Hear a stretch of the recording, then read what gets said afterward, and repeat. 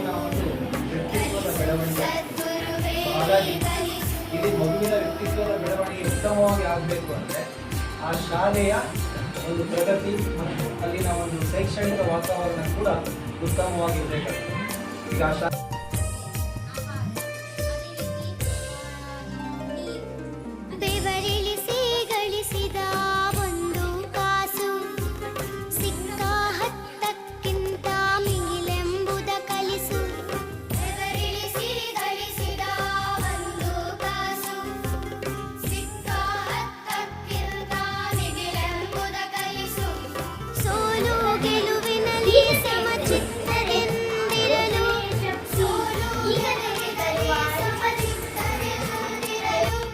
ಮಕ್ಕಳಲ್ಲಿ